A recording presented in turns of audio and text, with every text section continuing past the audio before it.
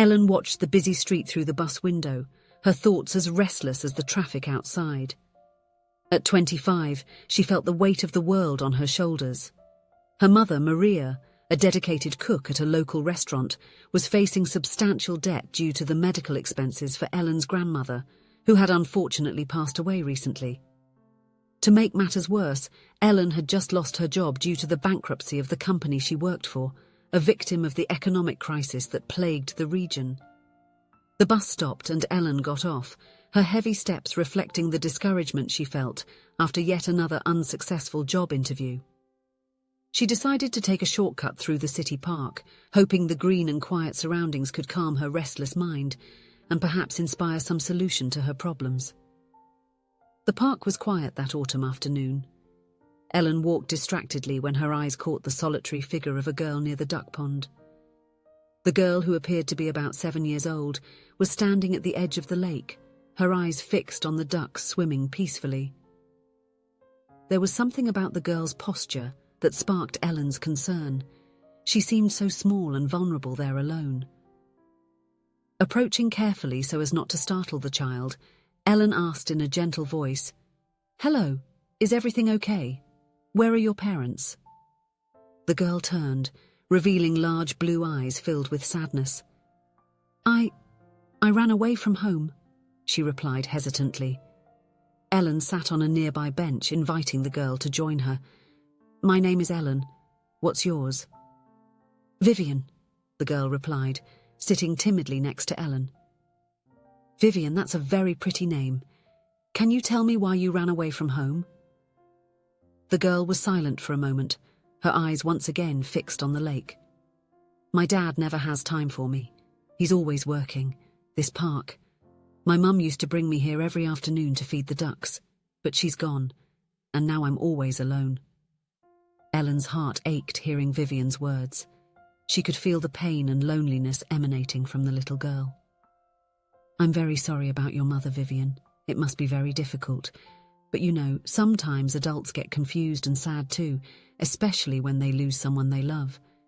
Maybe your father is having trouble dealing with the loss as well." Vivian looked at Ellen, her eyes shining with held-back tears. "Do you think so?" Ellen nodded gently. "I'm sure. Sometimes when people are sad, they bury themselves in work to try to forget the pain. But that doesn't mean they don't care." The girl seemed to consider Ellen's words. "But what if he has forgotten about me?" "Oh dear. I'm sure that's not possible. Parents never forget their children. Maybe he just needs a reminder of how important it is to spend time with you."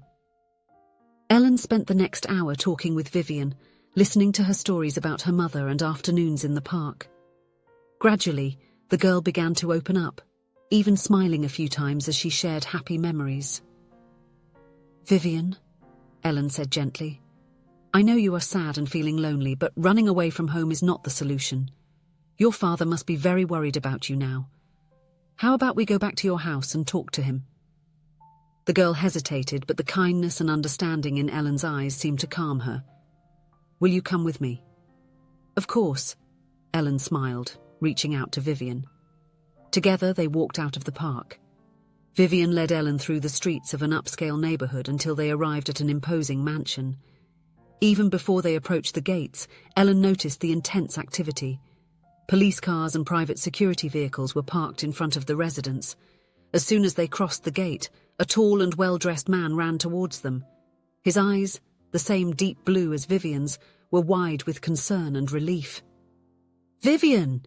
he exclaimed, picking the girl up in his arms and hugging her tightly. "My God, I was so worried. Where have you been? What happened?" Vivian buried her face in her father's shoulder, her small hands clutching his shirt. "Sorry, Daddy. I went to the park, Mommy's park." The man, whom Ellen presumed to be Gregory, Vivian's millionaire father, looked at her with a mixture of gratitude and suspicion. "And who are you?" Before Ellen could respond, Vivian pulled away slightly from her father's embrace and said, "This is Ellen, Daddy, my new friend. She found me in the park and convinced me to come back home. She's really nice." Gregory's expression softened a bit, but there was still caution in his eyes. I see. Miss Ellen, is it? Could you please accompany me to my office? Ellen nodded, following Gregory and Vivian into the mansion. The interior was as impressive as the exterior, with elegant furniture and artwork adorning the walls. Gregory asked one of the maids to take Vivian to have a bath and something to eat, promising his daughter that they would talk later. In the study, Gregory indicated a comfortable chair for Ellen to sit in, while he himself settled behind an imposing mahogany desk. Miss Ellen, I have no words to express my gratitude for bringing my daughter back safely, he began, his deep voice laden with emotion. I would like to reward you properly for your action. Ellen watched as Gregory opened a drawer and took out a checkbook. Her heart quickened for a moment, thinking of all the debts that could be paid off, of how she could help her mother. But then she remembered the sad look in Vivian's eyes, the loneliness the girl felt. Mr. Gregory, she said softly, I appreciate your offer, but I cannot accept money for doing what I consider to be right. Vivian is a lovely girl, and she needs you very much right now. Gregory seemed surprised by the refusal. But surely there must be something I can do to show my gratitude. Ellen smiled gently. Actually, there is. Spend more time with your daughter. She misses her mother greatly and needs your love and attention. For a moment, Gregory was silent, absorbing Ellen's words. Finally, he nodded, a look of understanding and perhaps a bit of shame passing across his face. You are absolutely right. I have been lost in work since my wife passed away. I didn't realize how much I was neglecting Vivian. Ellen stood up, feeling it was time to leave. I'm sure you and Vivian can rebuild your relationship. She loves you very much. Saying goodbye to Gregory, Ellen went to the room where Vivian was to say goodbye to the girl. She found her already bathed, sitting on the bed with a storybook. Ellen, Vivian exclaimed happily, are you going to stay for dinner? Not this time, dear, Ellen replied with a caring smile. I need to go home now, my mother must be waiting for me. But it was a pleasure meeting you. Vivian hugged Ellen tightly. Thank you for bringing me back. Will you come back to visit me? If your father allows, I will be happy to visit you from time to time, Ellen replied, returning the hug. The next morning, Ellen was helping her mother prepare breakfast when they heard a knock at the door. Surprised, she went to answer it and was astonished to see Gregory standing there, impeccably dressed in an elegant suit. Good morning, Ellen, he greeted with a shy smile. I hope I'm not bothering you so early. No, you're not, Ellen replied, still surprised. Please come in. Gregory entered, politely greeting Ellen's mother, who was observing the scene with curiosity. Ellen, Gregory began, I spent the night thinking about our conversation and about what you did for Vivian. Since you didn't accept my offer of money, I would like to propose something different. Vivian was delighted with you, and I could see how you have a special way with children. I would like to offer you a job as Vivian's tutor. You would help her with homework, accompany her on outings and activities. What do you think? Ellen was speechless for a moment, looking from Gregory to her mother, who smiled encouragingly. I would love to, she finally replied, but I'm sure there are people more qualified. Gregory shook his head. You've shown exactly the qualities I'm looking for: compassion, patience, and the ability to connect with Vivian. The rest we can provide with training if necessary. And so, Ellen began her new journey as Vivian's tutor. The days that followed were full of discoveries and joys. Ellen helped Vivian with her lessons, but also took her for walks in the park, visits to museums, and explorations around the city. Gradually, the sadness in the girl's eyes was replaced by a sparkle of curiosity and excitement. With the new job, Ellen was able to help her mother pay off the accumulated debts, bringing relief and hope to her own family. But more than that, she found a purpose that went beyond financial gain. As the months passed, the mansion that once seemed cold and empty began to come to life. Vivian's laughter echoed through the halls, and even Gregory started spending more time at home. Ellen noticed how he made a conscious effort to be present at meals, help Vivian with school projects, and participate in games and playtime.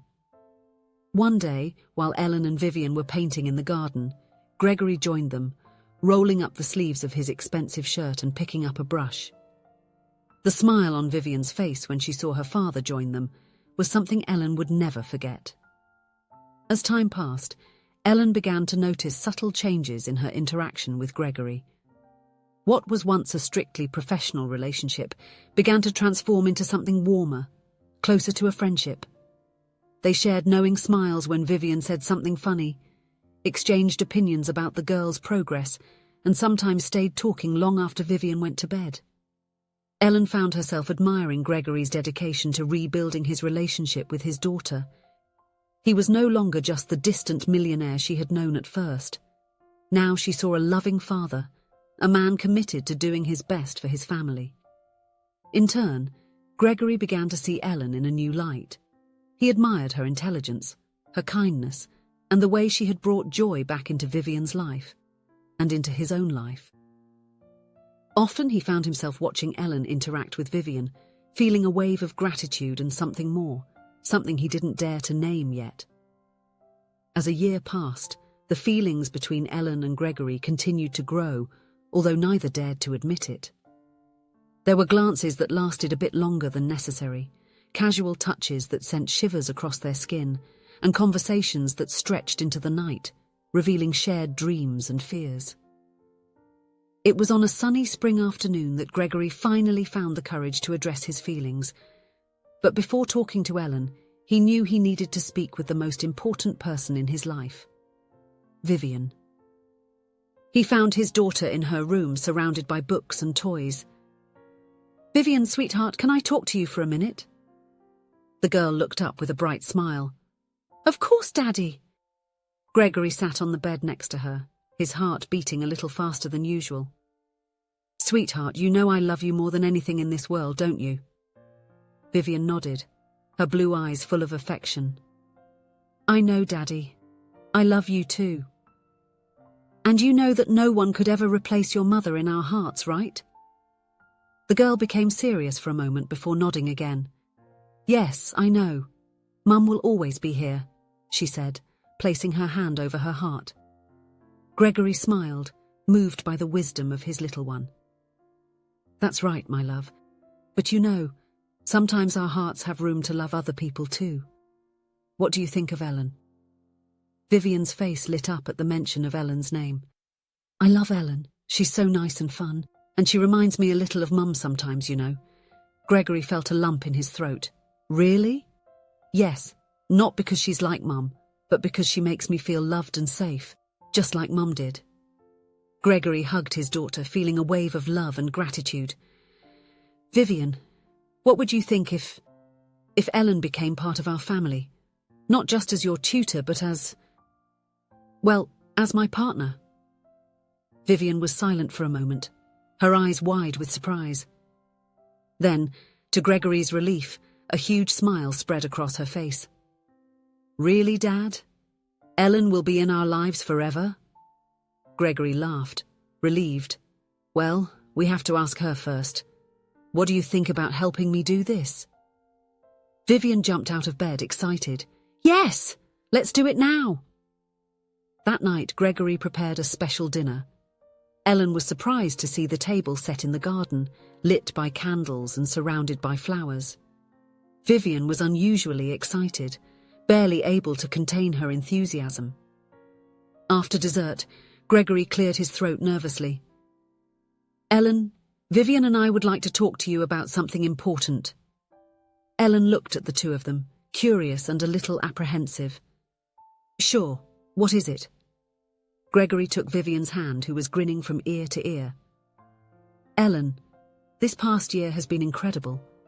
You have brought light back into our lives in a way I never imagined possible. Vivian adores you, and I found myself falling in love with you too."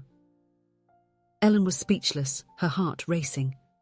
Gregory continued, "We don't want you to just be an employee. We want you to be part of our lives, our family. Ellen, would you join us, not as a tutor, but as my partner and as a very special friend to Vivian?" Vivian couldn't contain herself. "Please say yes, Ellen. I want you to stay with us forever," Ellen felt tears forming in her eyes. She looked at Vivian, who was watching her expectantly, and at Gregory, whose eyes were filled with love and hope. In that moment, she knew she had found not just a job or a solution to her financial problems, but something much more precious, a family. With her heart overflowing with emotion, Ellen smiled through her tears. "Yes," she answered softly. "Yes, I would love to be part of this family." Vivian let out a cry of joy and threw herself into Ellen's arms. Gregory joined the embrace, wrapping his strong arms around both of them. There, under the garden stars, a new family was forming, united not by blood, but by love, understanding, and the desire to build a future together. And so, what began as a casual meeting in a park turned into a journey of love, healing, and renewal. Ellen, who once struggled to find her place in the world, had now found a home not only for herself, but also in the heart of a girl who needed love, and a man who had relearned to open his heart. And all this because Ellen chose to listen to her heart and reach out to a lonely girl in a park, proving that sometimes the greatest treasures in life are found in the simplest acts of kindness and understanding. If you enjoyed the story, please leave a comment with a rating from 1 to 5 to show how much you liked it. Also, watch the video that is now appearing on your screen. See you soon.